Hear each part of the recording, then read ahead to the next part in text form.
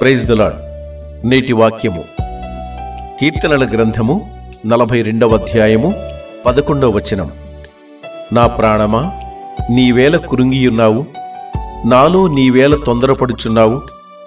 దేవుని యందు నిరీక్షణ ఉంచుము, ఆయనే నా రక్షణకర్త, నా దేవుడు, ఇంకను నేనాయనను స్తుతించెదను. మన హృదయాలలో విచారమున్నప్పుడు అది మనలను ఎంతగానో కృంగజేస్తూ ఉంటుంది. ఈ లోకంలో జీవిస్తున్న మనము ఎలా బ్రతకాలి, ఈ జీవిత సాగరాన్ని ఎలా ఈదాలి, అనునిత్యం ఎదురయ్యే అనేక ప్రతికూల పరిస్థితుల్ని ఎలా అధిగమించాలి అని ఆలోచిస్తూ వాటి నుండి బయటపడడానికి ఎంతగానో ప్రయత్నిస్తుంటాం. అయితే మనం ఎంతగా ప్రయత్నించినప్పటికీ కొన్ని పరిస్థితులు అనుకూలించక విఫలమైనప్పుడు విసిగి వేసారిపోయి కృంగిపోయి దేవుని మీద సహితము నిరీక్షణ ఉంచలేని అల్ప విశ్వాసులుగా మిగిలిపోతుంటాం.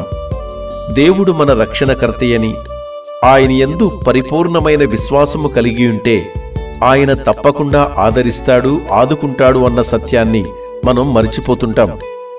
గతంలో మన జీవితాలలో దేవుడు జరిగించిన ఎన్నో అద్భుతాలను జ్ఞాపకానికి తెచ్చుకొని ఆయనను స్తుతించుట ద్వారా మనలో ఉన్న కృంగుదలను పోగొట్టుకోవడానికి ఎంతో చక్కని అవకాశం ఉంటుంది.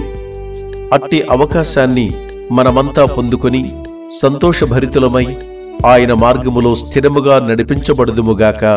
ఆమేన్.